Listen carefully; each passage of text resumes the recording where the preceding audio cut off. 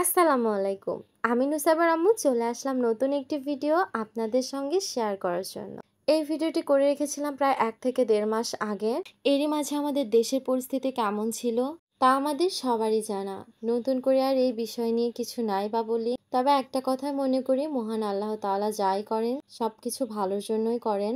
এখন মহান আল্লাহ তাআলার কাছে একটাই চাওয়া, আমাদের দেশ ভালো থাকুক, এই দেশের মানুষগুলো ভালো থাকুক এবং খোলা আকাশে মুক্তির নিঃশ্বাস ফেলুক। আমরা যারা পাবনাবাসী আছি তারা অনেকেই জানেন যে প্রায় অনেকদিন যাবতই পাবনাতে হচ্ছিল মেলা। আর ১ থেকে ১.৫ মাস আগে আমি আমার প্রিয় মানুষদেরকে নিয়ে মেলাতে ঘুরতে গিয়েছিলাম। তো সেদিনকারই কিছু মুহূর্ত আপনাদের সঙ্গে শেয়ার করছি। মেলাতে তো আমরা সবাই যাই। মেলাতে কি টাইপের জিনিস থাকে আমরা মোটামুটি সবাই জানি। আর আমরা যেহেতু মেয়েরা তাই আমাদের কসমেটিক্সের দোকানগুলোই বেশি ভালো লাগে। তবে এবারের মেলায় এখানকার অনেক সুন্দর সুন্দর কসমেটিক আইটেমই এসেছিল। বেশ ভালোই লাগতেছিল সবকিছুই দেখতে। তো এরপরে দোকানে বসেছিল 99 এর স্টল। মানে এই দোকান থেকে আপনি যেটাই কেনেন না কেন সেটার দামই হলো 99 টাকা। এই 99 দোকান থেকে আমি একটা ঝুড়ি আর একটা মিররও নিয়ে নিলাম। আমার মিররটা ভালোই লাগলো বেশ। এরপরে আমরা ঘুরতে ঘুরতে আবারও চলে আসলাম কসমেটিক্সের দোকানে। এখান থেকে আমরা কিছু চুড়িও দেখতেছিলাম।